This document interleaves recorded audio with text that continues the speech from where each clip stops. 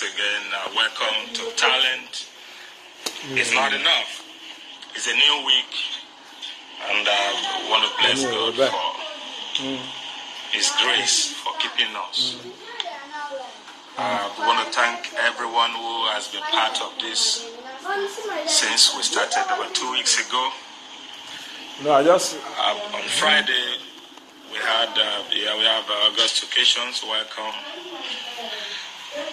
On Friday we had one and only Brother Shaggy who was our guest, and he shared with us insight. And since then the feedback has been fantastic. So today we'll be having one of the accomplished actors in the Nollywood industry in Nigeria. Will be having him as our guest today. Raphael, how are you? So you're welcome on board. All right. Before our guest will join us shortly, I would like us to just give us an insight on what Brother Shaggy said to us on Friday.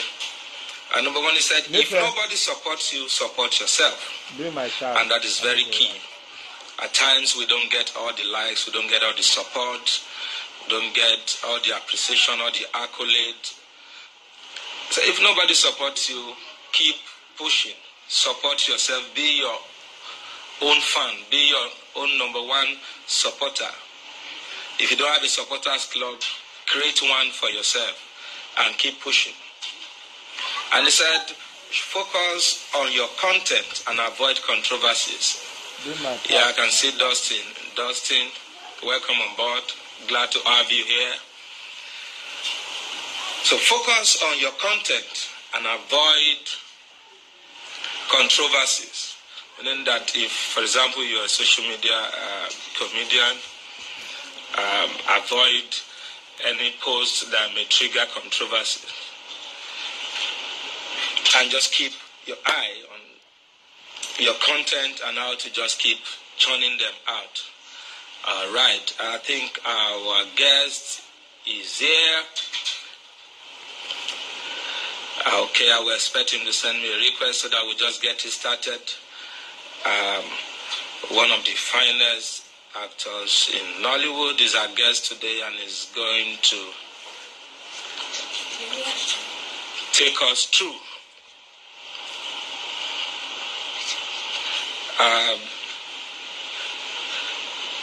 the journey and how he got here. Tolu Oladeji, glad to have you here. You're welcome. I can see we're going to have an insightful session today. I'm sure we are observing the measures. I can see Malik Official, you're welcome. So get your paper, get your pen. It's a class. So get ready to write. Like I said earlier, we are not just, this is not about entertainment. Bright, you're welcome. Brighto, glad to have you here.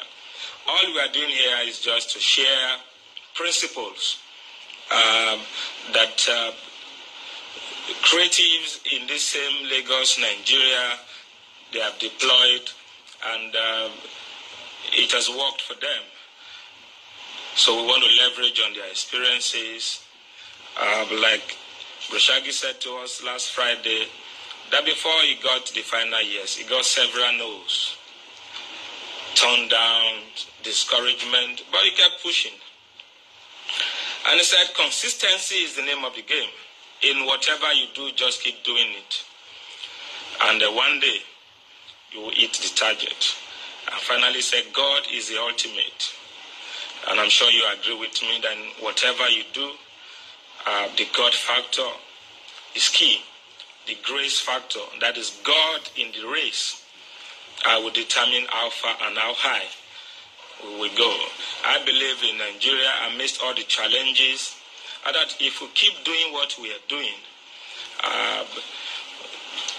and believe in God for His grace. It will take us higher. So don't be discouraged, because what has happened now may want to discourage so many. That if this thing didn't work before now, I'm not sure it will work now. Trust me, it will work if you think it will work. Temida, you're welcome. I can see Siri Banks now. Siri Banks, hi. Hey. Jalili, Atiku, Artillery. Baba, glad to have you here. Yeah, Sema Sign, welcome.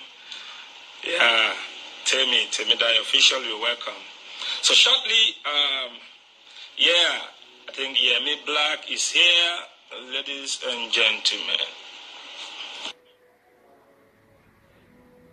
Yeah.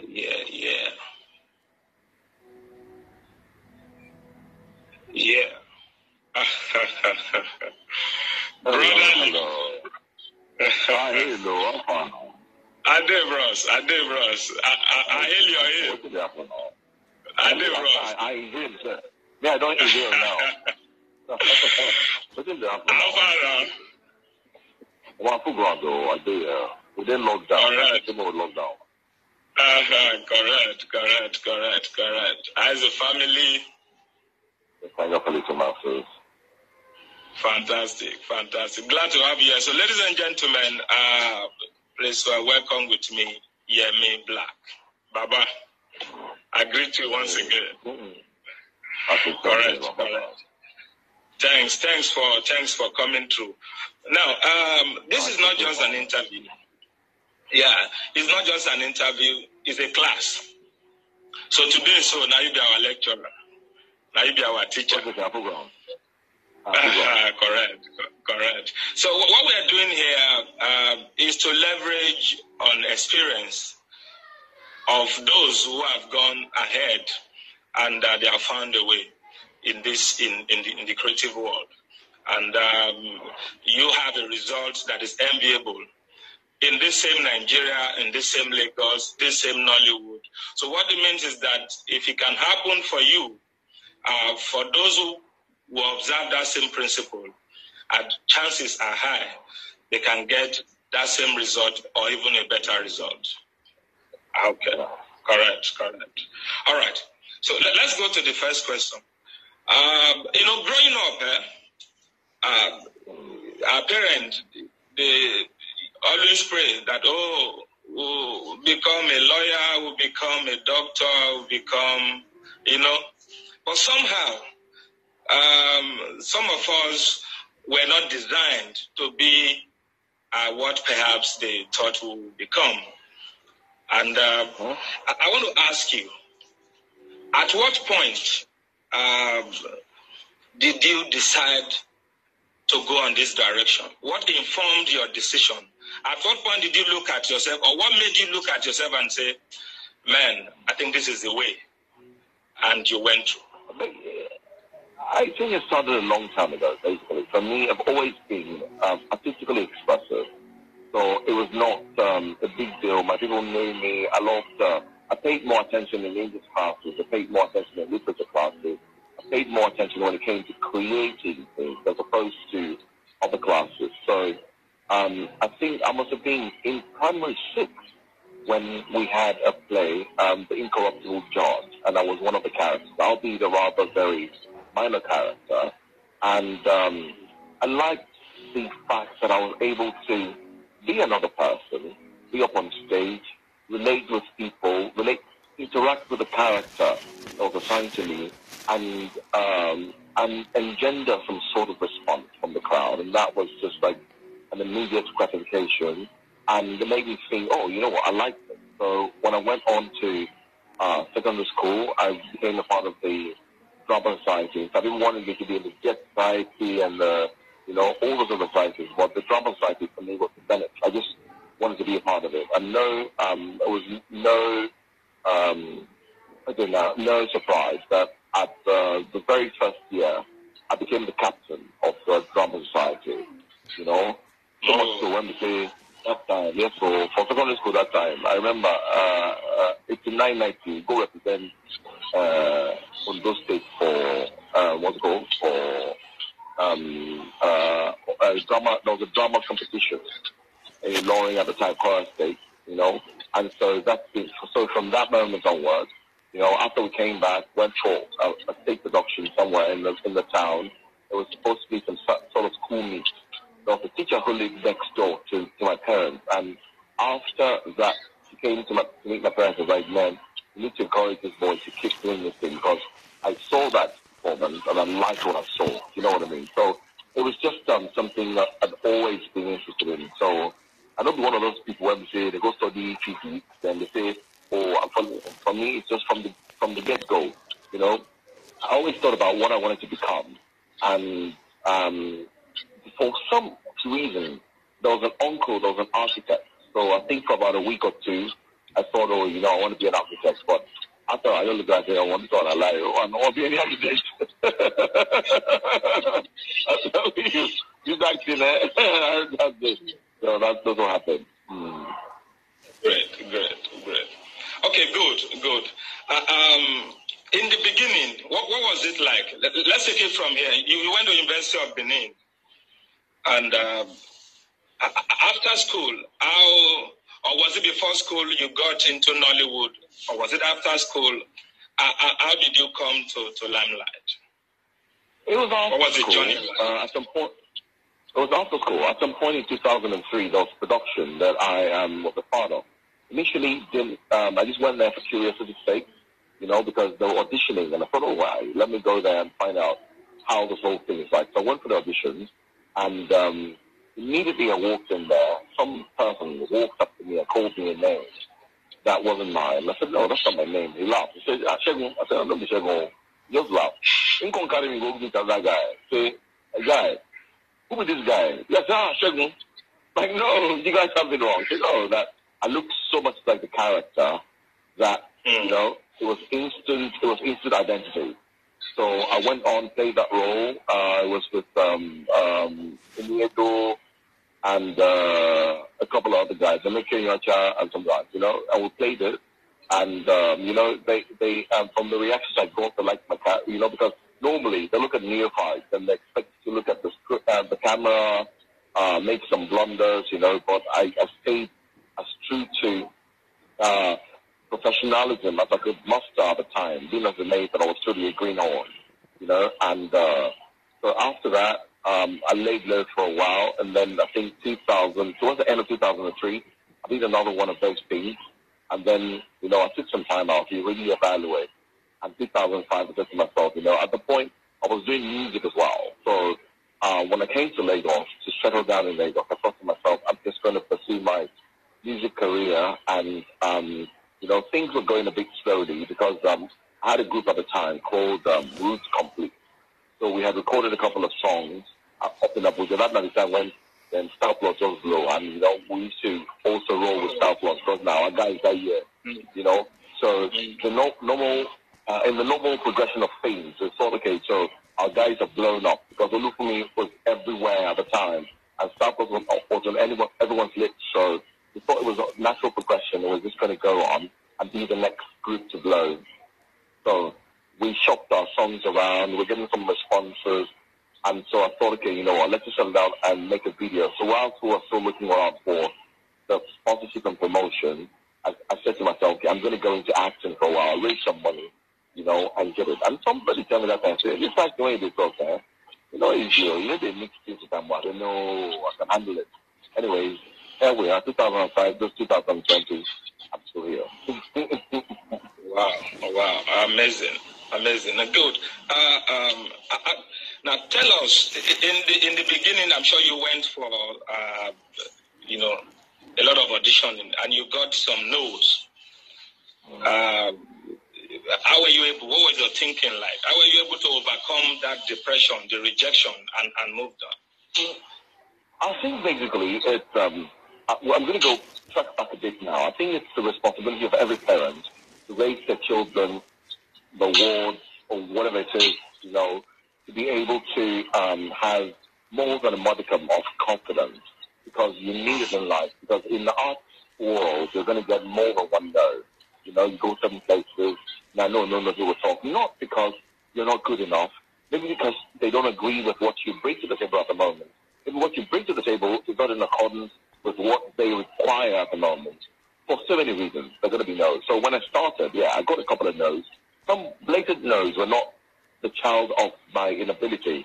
It was the child of certain circumstances. But when that would venture into race, or venture into ethnicity, or venture into, you know, just people looking at you and not liking you for their own personal reasons, you know. And I mean, you can't blame anyone for not liking you, because it's true. Everybody will like you. Even Michael Jackson, it was just I guess it. You know what I mean, right? So basically, that's how life is. So I think it's important for everyone who goes into the media, into life, basically. But with art, rejection is a must. No matter how good and brilliant you are, you're going to meet rejection at some point or another. So the only thing is, realize what you have, be supremely confident in your talent, and go forth with a good attitude. So that's what I did. I went for, you know, went the ball for nose, and the most gratifying. The point that you were almost giving up on this dream. No, and it never happened. If the answer was yes, then what kept you hanging in there? No, there was never such a time. I'm rather hardy, very resilient. I'm a lot tougher than I look. So for me, emotionally and like that, I'm really very strong. So I got a few no's when I started, and those no's initially was hard to process, you know, because, you know, it's one thing to know, to think that you're good. It's one thing to know that you are, and to go somewhere and do exactly what is expected of you, and maybe even better, and for someone to tell you no blatantly because of certain reasons that are apparent to you. You know what I mean? So that the first 2-3 times it was like, okay, what's going on? But later on, I went for this audition for a state play that was supposed to go to the States. And when I got there and auditioned for it, I read for the part. The director told me that if I'd been there 3 days hence, he would have given me the lead role because he liked my presence and he liked my reading, and they thought that I would be perfect for it. So they were touring the States at the time, so I went for it. Unfortunately, the part that I got wasn't exactly a big part. So when the pruning stage started, because in direction as he pruned some parts away, my part got pruned from the play, and I was paid for my time in the rehearsal. I was paid for my time, you know, dedicated to it, and it was a good feeling just knowing that someone had come forward and given me, you know, some positive feedback. So I took that energy as fuel and wind on myself, and I went straight, you know, and shortly afterwards, I got my first big break. Wow. Okay, let's come to the reality now. COVID-19 has changed the game everywhere. It has shifted the goalposts. In your industry, what do you see coming? What are the changes you see coming in Nollywood, in the movie industry, and what are you looking forward to as an actor? Well, there are two things. The first one has two parts. The first thing is that indubitably now, the future of entertainment is digital. So the rise in the stocks of Netflix showed us that. You know, the rise in the stocks of YouTube and the rest of the digital portals that show entertainment, longer short form, is showing that is where we're going. So that's the immediate, the short-term reality is the fact that entertainment is going to shift into the digital format, because it's going to take a while for people to gain the confidence that they had in communication. But initially, the ability, the desire for people to gather, you know, because we are social animals, is one of the guiding lights of the cinema. You know, because the cinema experience is not just about seeing the movie with a bunch of enthusiasts we share the same values as you are. You know what I mean? To be able to see that and be able to express. So all that emotional journey, the catharsis that comes at the end, is all bound together by the reality of the fact that, okay, I'm going to share an experience with some people. Now, that confidence is being watered down by virtue of the fact that now you look at the next month and that's a potential COVID era. You know what I mean, right? So in the short term, people are going to shun the cinemas, and that means that every format now will be either television, and even as it were, television is gradually phasing out because you can't take television everywhere you go, and you may desire entertainment everywhere you go. So right now, digital is where it's at, you know. Now, and the second part is the fact that all the time, because of the fact that human beings are rather, you know, we are human, so we time and build all things. So in the next year or two, people's confidence will be reawakened. That is, if we don't have any other major pandemics, people's confidence will be reawakened in the cinema and they can go back there. But still, that will never take away the power of the digital. Even before the wave started, digital formats of entertainment were taking hold of everywhere. You know, so basically right now as an entertainer, you need to look into the fact that if you don't go digital, you're going to go obsolete. Wow. Great. All right, finally, for an emerging creative, what are the principles you would give for somebody who is just up and coming in this field to arrive where you are? I always tell people. Let's give us about 5 of them. Yeah. So certain things are very paramount. The first thing is that I meet a lot of people who call me and they say, "Oh, I want to become a star." Now I tell people, I don't know how to be a star. I really don't. I'm Yemi Black. I'm a creative, and one of the byproducts of my work is that you attain a certain level of fame. Now, that is not my desire at all. My desire is to entertain. My desire is to create. So I tell them, don't seek being a star, because you may be a star with no substance. So the first thing is to, one, make sure that your talent is not an illusion. Because a lot of times the people who say, "Oh yeah, I'm so good because my mommy says I'm good." Your mommy is not exactly the best judge of talent, nor your immediate family. You need to be able to go out of your immediate circle of friends and family to seek validation in your talents. Now, once you know that that is true, you can go to the next step, which is a lot of hard work. Talent is never enough. That's the truth. Talent is never enough. You need to make sure that you're willing to walk the walk. Walking the walk involves a lot of rejection, involves a lot of days that you go without food, because there were days at a time that all I had to eat for a day was just one apple. Sometimes ewagoyi and bread, lifesaver. You load that ewagoyi. Oh, my brother, once you load that ewagoyi, you load the bread like this, throughout the whole day, you know what I'm saying? You know the load test and you know what I mean, right? And that will lead you to the next day. But the thing is, yeah, that's something that, so you need to be able to walk the walk, get a lot of hard work in. You need to also polish your talent. Because one thing is talent, one thing is skill. You know what I mean, right? And talent is natural. You don't have to. I write songs as well. And in one of my songs, one line always springs out of me. It's called a gift because I didn't ask for it. You all act like I went shopping and I paid cash for it. A gift. So, you don't wake up one day, "Oh God, give me the gift of acting," or "give me the gift of singing." You don't do that. You know what I mean, right? But what you need to do is you need to be able to learn to drive it, polish it, you know, constantly, because diamonds are diamond. Anywhere you go in the world, you know, they're not going to be called diamond water. You can't call it it's a diamond. But obvious, an uncut diamond is bigger than a cut diamond, but a cut diamond is more expensive than an uncut diamond.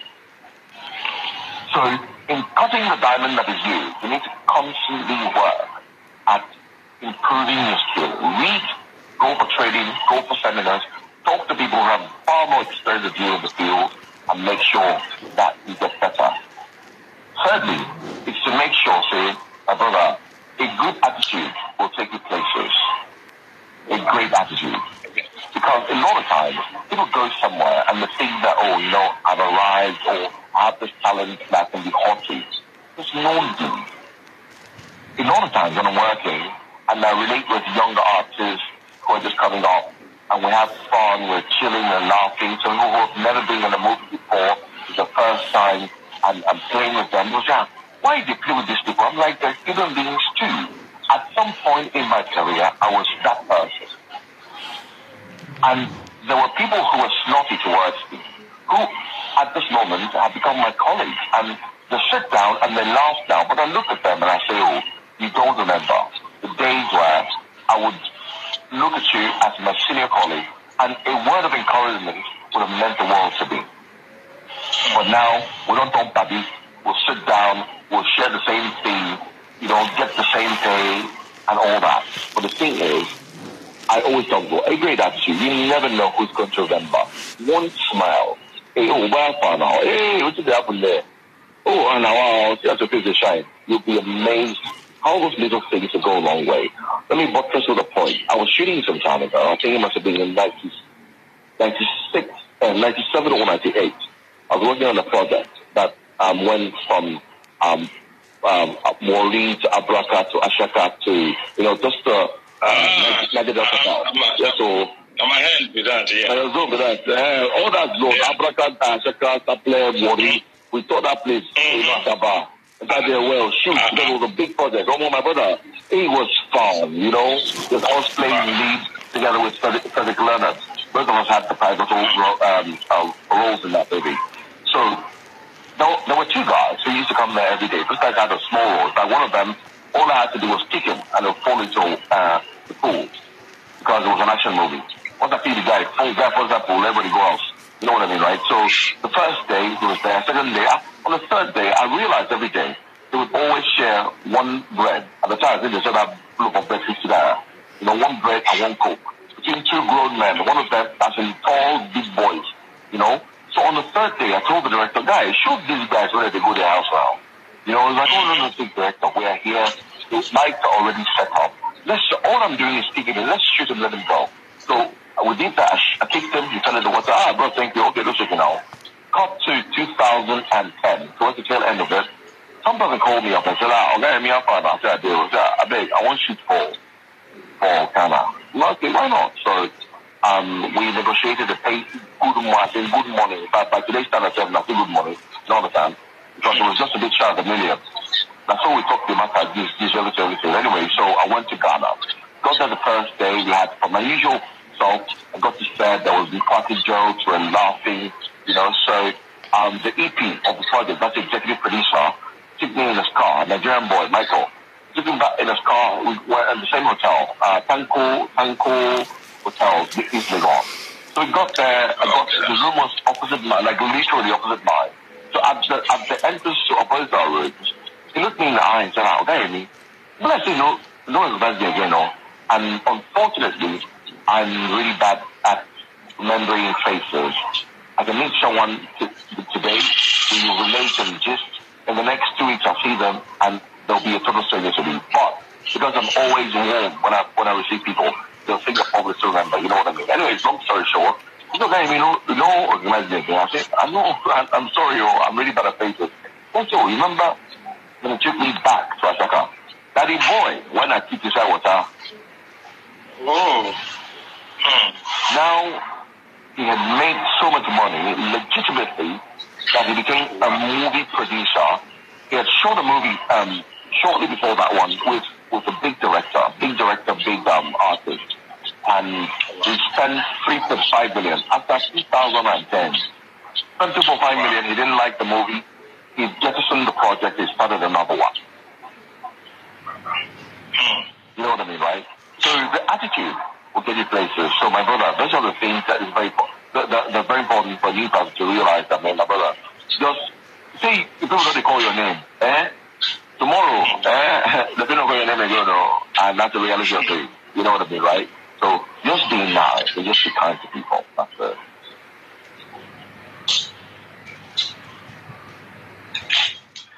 Fantastic. Yemi Black, boss. Thanks for coming through. I know some people, they see you in another life. So say, this guy, you feel speak hidden English like this. They don't understand. Sometimes they jump people for road, they say, oh, stop speaking. I say, keep quiet. For my time, speaking English. Now, that our lingua franca to that for Nigeria now. The real lingua franca that people now. Understand? All right, man. Whenever I enter school one day, yeah. Go ahead. Yeah. No, you go ahead. Go ahead. No, I said, whenever I enter school one day now, they speak English. You know understand? Yeah. Mm-hmm. So now the most effective means of communication for me is that I tell you the. Hello? Can you hear me now? Wow. All right, man.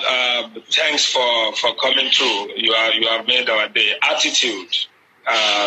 Nobody will call you a star. Just keep working. Don't live and in illusion, thinking you are there already. Work, and someday. Sure. So thanks for obliging this request. Keep safe, and my regards to the family. So I'm sure you can't wait to get on set after this after the lockdown. It's a bit of a mixed feeling, because we're not going to all come with our certificates, so it's a bit of a mixed feeling, because we need to be safe. That's the most important thing. Wow, great. All right, man. Thanks, bros. Nice one. Cheers. All right, man. All right, bye-bye. All right, ladies and gentlemen, that was Yemi Black, and he said it all. The same thing almost all the guests have said here. Character, good relationship with people, and hard work. So meaning that against all odds, even if nobody is supporting you, your talent is not enough. Your character is also important in getting you to where you want to get to. So on Wednesday, on this platform, we'll be having one of the finest actors in Nollywood again, King Wale Ojo, will be coming to share with us how he's been able to navigate through the troubled waters and been able to keep his head up there. So till then, I thank you for joining. I can see Mommy Maba, Baba Jazzy, great to you, Ben. We can see the Kazi. Bros, I hail you. Thanks for coming through. We apologize for the poor audio from the guests. I'm sure it's this network. I'm sure by next week will be better than this. Thank you for coming through.